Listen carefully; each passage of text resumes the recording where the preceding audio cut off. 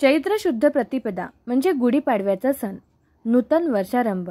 त्यानिमित्ताने दारोदारी रांगोळी, दाराला आंब्याची पानं आणि फुले व अशोकाच्या पानांनी बनलेल्या तोरणाची तयारी केली जाते। त्यानंतर गुढीचा प्रसाद म्हणून कडुनिंब, गूळ, जिरे यांचे मिश्रण खाण्यासाठी दिले जातात। नववर्षाच्या सुरुवातीला या पाल्याच्या रूपाने कडूच का प्रसाद दिला जातो याचा विचार तुम्ही कधी केलाय का? चला तर मग आजच्या या व्हिडिओमध्ये आपण जाणून घेऊया। होळीचे दहन झाल्यानंतर वातावरणातील तापमान वाढू लागते। या वातावरणातील बदलामुळे त्वचेचे विकार, पोटाचे विकार, सर्दी, खोकला आदी आजार वाढण्याची शक्यता असते। त्यामुळे अशा वातावरणात शरीराची रोगप्रतिकार शक्ती वाढण्यासाठी आणि शरीराचे आरोग्य चांगले राहण्यासाठी नवीन वर्षाच्या सुरुवातीला कडुनिंबाचे सेवन केले जाते। गुढीपाडव्याच्या दिवशी कडुनिंब आणि गुळ खाण्याची प्रथा जुन्या काळापासूनच चालत आली आहे। कडुनिंब आणि गुळात अनेक आरोग्यदायी गुणधर्म आहेत, जे शरीराच्या आरोग्यासाठी आणि सौंदर्यासाठी फायदेशीर ठरतात।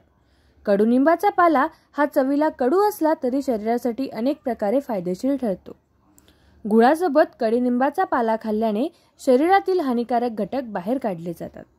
कडुनिंब खाल्ल्याने रोगप्रतिकारक शक्ती वाढण्यास मदत होते। तसेच वाढत्या उष्णतेपासून कडुनिंबाचा पाला संरक्षण करतो। वाढत्या उष्णतेमुळे त्वचा रोगाचे प्रमाण वाढते। खाज सुटणे, पुरळ येणे यासारख्या समस्या उन्हाळ्यात डोकं वर काढतात। त्यामुळे गुढीपाडव्याच्या दिवशी अंघोळीच्या पाण्यात कडुनिंबाची पाने टाकली जातात। ही पाने जंतुनाशक व त्वचेच्या विकारांना अटकाव निर्माण करणारी असतात। शिवाय कडुनिंबाची पाने ही रक्तशुद्धीकरणाचेही काम करते। त्यामुळे वर्षभर निरोगी राहण्यासाठी वर्षाच्या सुरुवातीला कडुलिंबाची पाने आणि गुळाचे सेवन करण्याची परंपरा आपल्याकडे निर्माण झाली आहे। कडुनिंबातील अँटीबॅक्टेरियल गुणधर्म शरीराची रोगप्रतिकारक शक्ती मजबूत करण्यास मदत करतात। उष्णतेमुळे पोटाशी संबंधित विविध आजारांचे प्रमाण वाढते। कडुनिंब या आजाराला आपल्या शरीरापासून दूर ठेवण्यास खूप मदत करतात।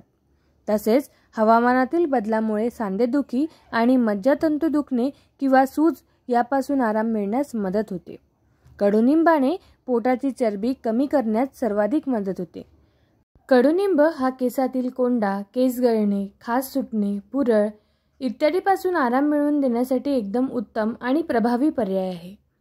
बदलत्या वातावरणामध्ये आजारांचा धोका जास्त असताना गुळ खाल्ल्याने शरीराची प्रतिकार शक्ती वाढते।